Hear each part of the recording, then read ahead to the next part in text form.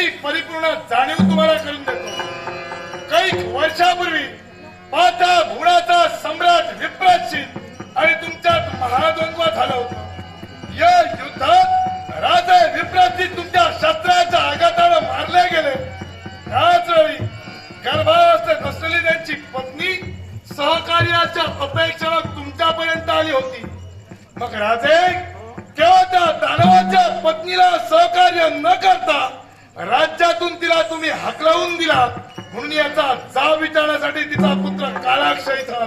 जाब कोणत्या तऱ्हेने? एकच, गर्भावस्थेत असलेल्या माझ्या मातेला सहकार्याच्या अपेक्षेने इथं आली असता क्षत्रिय धर्म तुम्ही न निभावता तिला सहकार्य का केला नाही? मानवतेचा धर्म, दैवाची दैविकता, धर्माची धार्मिकता आणि माणसाची माणुसकी जाणतोय. या मृत भूमीवर प्रत्येक मानवाच्या जीवनात गुरु लाभला. त्यानं मानवतेचा धर्म प्रत्येक मानवाला शिकविला आणि त्याच धर्मानुसार कर्म हे आमचं ब्रीद होय. तुझ्या आईला आम्ही आधार का दिला नाही हा प्रश्न तुम्ही आमच्यासमोर उपस्थित केला. एका वैराची पत्नी म्हणून आम्ही तिला आधार दिला नाही. राजा विप्राचित यांच्यावर शस्त्र उगारल्यानंतर केवळ तुमच्या शस्त्राच्या आघाताने तिथे राजा विप्राचित मारले गेले. अर्थात माझ्या म्हणण्यानुसार वैरत्व तुमचं तिथं संपुष्टात यायला होतं. पण मृत्यू लोकातील भूपालक तुम्ही केवळ भविष्याचा विचार करून माझी माता गर्भावस्थेत असताना सुद्धा एका वैराची पत्नी म्हणूनच जर का तिला सहाय्यवट झाला असाल तर लक्षात ठेवा. असं क्षत्रियाला थांबा. ज्या वैराच्या पत्नीला आम्ही आधार दिला नाही ती गर्भवती होते आणि गर्भवती असताना सुद्धा आम्ही आधार दिला नाही. मला सांगा, तुमची पितृदेवता धर्मानं वागत होती का? निश्चितच. मृत्यू लोकातील ब्राह्मण यज्ञ यागाती कर्म करत होते. त्या यज्ञाचा विदोष करून ब्राह्मणांच्या मानाजानं चराचर चिरल्या. हा धर्म आहे? निश्चितच माझ्या मतानं तरी धर्म आहे. कोणता धर्म पाठवून द्या. ब्राह्मण जे होम हवनादी कर्म करत होते ते कुणासाठी करत होते? आपल्या भवितव्यासाठी. देवतांचं हव्य गव्य देऊन केवळ देवतांची शक्ती प्रबळ करण्यासाठी हे सर्व चालू होतं. होय ना? मग वाद जो चालू आहे तो देव आणि दानवांचा. मग ज्यावेळी दानवांनी देव तत्वावर आक्रमण केलं त्यावेळी दानव पराभूत ठरले. याच्या मुळाशी कारण ज्यावेळी शोधण्यात आलं त्यावेळी कारण एकच ठरलं, ते म्हणजे मृत्यू लोकातील ब्राह्मण जे होम हवनादी कर्म करतात. याच्यामुळे देव तत्वाला आविर्भाव मिळून देवतत्व प्रभावी होत आणि ते देवतत्व कुठेतरी कमी पडावं या उद्देशानं मानात चराचर चिरल्या गेल्या. ब्राह्मणांनी केवळ केलेले यज्ञ यागाती कर्म आणि याचा आविर्भाव देवदेवतांना मिळतो. अपयश तुम्हाला येतं. पण मी काय म्हणतोय, या विश्वाच्या ठाई दानवानी देवतांची भक्ती केली नाही का? केली ना. मग ती कोणत्या तत्वानं केला आणि त्या भक्तीचा प्रभाव देवतांपर्यंत पडला नाही की काय? दानवेश्वरांनी जी भक्ती केली ती तपसाधनेनं केली आणि तपसाधनेनं भक्ती केल्यानंतर देवतांना सुद्धा प्रसन्न करून घेतलं. पण देवता जर देणाऱ्याच होत्या मग प्रत्येक वेळी दानवांच्या बाबतीत त्यांनी पण का ठेविला? एकाच गोष्टीसाठी. म्हणून देवतांचं आणि तुम्हा दानवांचं वैरत्व. तुम्हा दोघांच्या भांडणात तुम्ही ब्राह्मणांचं खंडन करता. त्याचा त्रास आमच्यासारख्या क्षत्रियांना होतोय. ज्या केवळ पाताळ भोवने आपला जन्म झाला, स्वर्ग मृत्यू आणि पाताळी तीन ताल निर्माण झाली. ज्यावेळी तीन ताल निर्माण झाली प्रत्येकाला विभागणी करून दिली गेली. देवतांनी स्वर्गात राहावं, मृत्यू लोकांच्या ठिकाणी मानवाने आणि तुम्ही दानवेश्वराने पाताळ भुवनी. मग कोण अधिकारानं तुम्ही या मृतभूमीवर यावं? मृतभूमीवर जर का दानवाला म्हणून तुम्हाला अडथळा होऊ लागला तर स्वर्गात वास्तव्य करणारा देवता सुद्धा अंश रूपाने मृत्यू लोकात आहे. तुमच्या अस्तित्वासाठी, तुमच्या केवळ अस्तित्व नाहीसं करण्यासाठी कोण असा मानव तुम्हा दानवांपर्यंत पोहोचला होता? पोहोचण्याची गरजच नाही. राजे काय अरे म्हणाला मृत्यू लोकातील कोण असा राजकर्ता केवळ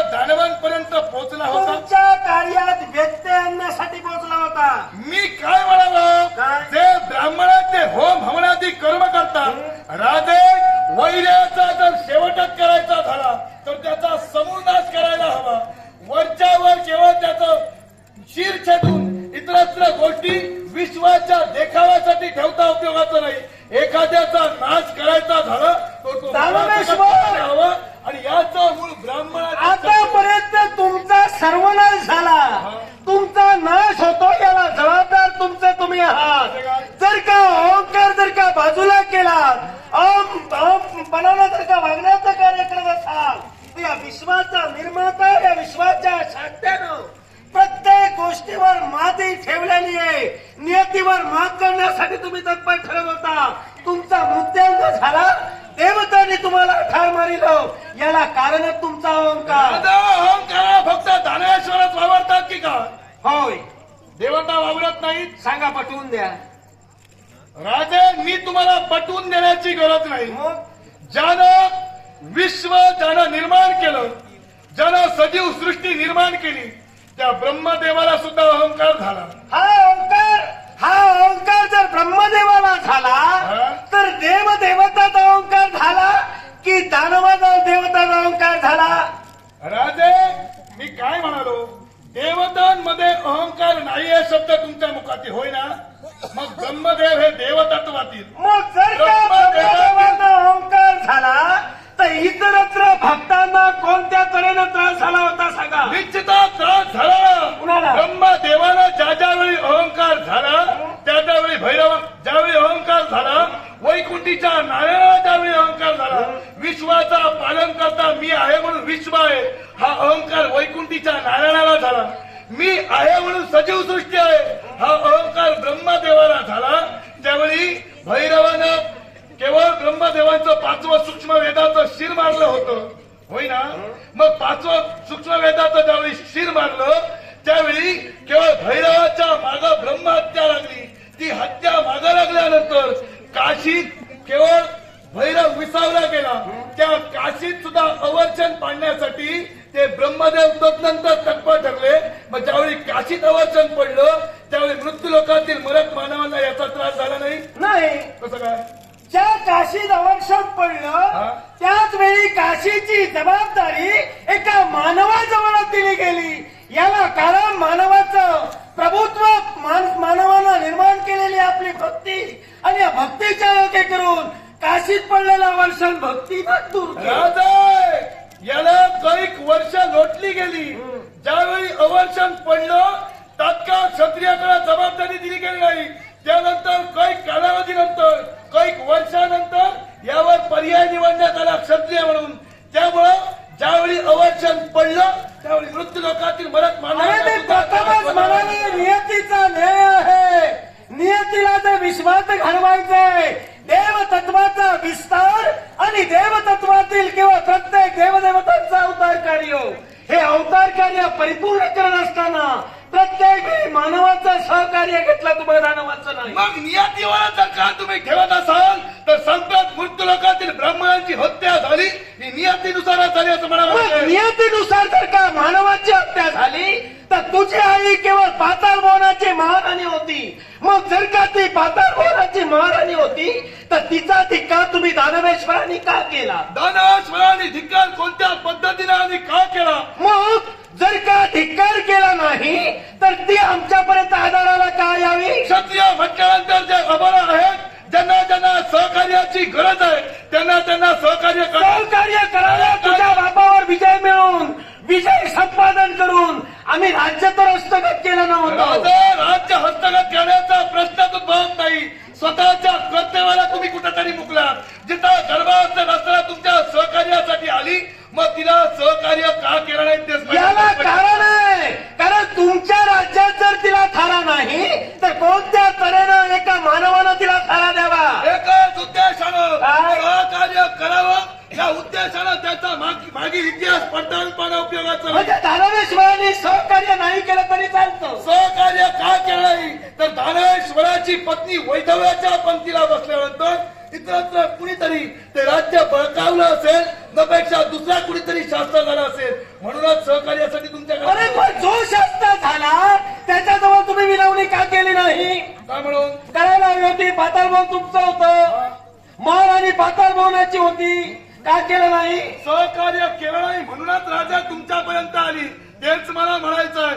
सहकार्य जर पाताळ भवनात केलं असतं, तर तुमच्या मृत्यू लोका देण्याचा प्रश्न उद्भवला नसता. आणि मानव म्हणून किंवा माझ्या रयतेच्या हितासाठी आम्ही तिचा धिक्कारच केला. मग केला ते रयतेसाठी केला होय ना? मग रयतेसाठी जर केला असाल आणि गर्भावस्थेत असलेल्या स्त्रीला जर का सहकार्य केलं असाल तर तुमच्यासारख्या सत्याला जगण्याचा अधिकार जर का मरणाची भीती मला दाखवत असेल तर मरणाच्या भीतीला घाला मिळाला मूर्तिमंत कृतीचा शास्त्र शांतता परंतु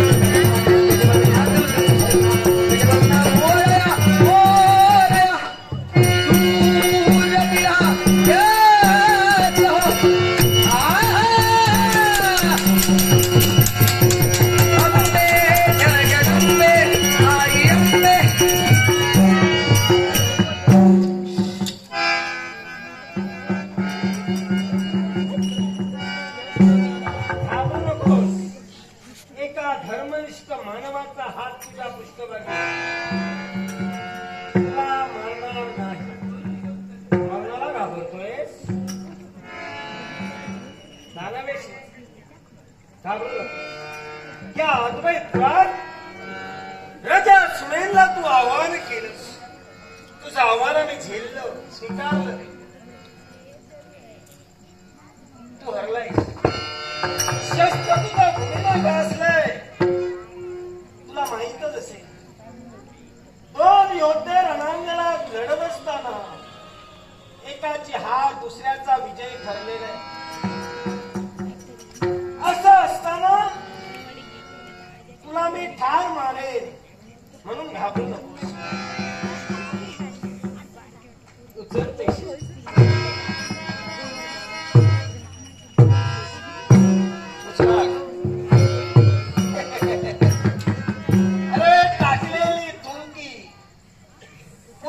गिळंकृत करताना लाज वाटायला तू दानवेश तुझा जन्म खरंच तनुकुलात झालाय का लाज वाटू लागली.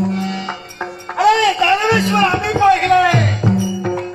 दानाचे भोगते म्हणून ज्यांना संबोधलं गेलं ते पराक्रमाचे महामेरू ठरले. ज्यानं साक्षात देव देवतांना आव्हान केलं ते शक्तिमान दानवेश्वर. ते वाघाप्रमाणे जगले, वाघाप्रमाणे लढले. पण तू वाघाच्या पोटी कोला जन्मला. कोल्हा नव्हे, तू एक लांडगा. आला होता साईच्या स्वाभिमानानं. बापाचा शेवट झाला म्हणे आम्ही आधार द्यायला हवा होता. आता आधार तुला देतोय. आईचा आधार तू आहेस, तुला आधार मी देतोय. अरे चंदन स्वतः दिसतं, इतरांना सुगंध देतं. त्या चंदनाच्या आधारी तू तुझ्यासारखा जर काही एरंड वाढीला असेल ना, राजा सुरेंच्या मानी मनगटी आहे म्हटलं. पराक्रमाच्या वल्गना करत होतास, म्हणे आईच्या सोन्यावरासाठी पेटून उठलास. जरूर आई बापाच्या सोन्यावरासाठी प्रत्येक मुलानं झटावं, प्रत्येक मुलानं आई बापाच्या सोन्यावरासाठी लढावं. पण आई बाप जर का वाम मार्गाचं अवलंबन करत असतील, आई बापानं जर का चुकीच्या दिशेला पावलं टाकली असतील, तर याचा सुद्धा विचार त्या समवेत करावा. आला होतास राज्य मिळविण्याच्या आशेनं, अरे स्वातीच्या उदकाने शिमलामध्ये मोती होतात, कळलं का? स्वातीच्या उदकाने शिंपल्यामध्ये मोठे होतात, शंकामध्ये नाही. वैशाख सुद्धा पौर्णिमेच्या रात्री चंद्राकडून चकोऱ्याला अमृत प्राप्त होते, पण तुझ्यासारख्या कावळ्याला नाही. देवा जा, तुला संधी देतोय. शस्त्र म्यान केलंस या अद्वैतपूरच्या राजपासानी, तुला एकच बोध करेल, तुम्ही जगा, दुसऱ्याला जगू द्या. दुसऱ्याच्या जीवनात जर का चांगलं करता येत नसेल तर वाईट तरी निदान करू नका. दुसऱ्याच्या सांगण्यावरून वागण्याचा प्रयत्न करत असाल तर तुम्ही दोन घशीच पडाल, लक्षात ठेवा. देवा जा, राजा सुरेंद्र जीवनदान देतोय, जीवनदान देतोय. जा म्हणतो सुरेंद्र जीवनदान.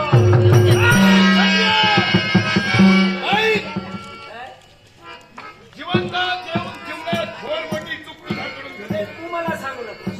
सम्राट तुझा अद्वैत नगरीतून माघारी जातो, त्यावेळी तुझा पुनश्च अद्वैत नगरीत येईल.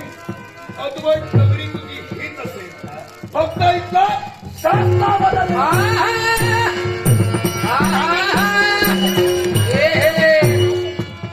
दानवेश्वर शब्द कर्णपटलावर पडतीलच, हृदय गाभाऱ्यात कोरून ठेव. अरे या विश्वात आणि या विश्वात निर्माण झालेली जीवजंतू सृष्टी, मानव असो, दानव असो अथवा देव असो, आज तू प्रतिज्ञा करून गेलायस. अरे कित्येकानं जीवनात प्रतिज्ञा केल्या, ज्यानं जीवनात प्रतिज्ञा केल्या, ज्यानं आपला शब्द पाहिला तो खरा वीर. तुझं आव्हान स्वीकारलंय राजा सुमेंद्र, या माझा अद्भुत तुला सांगते.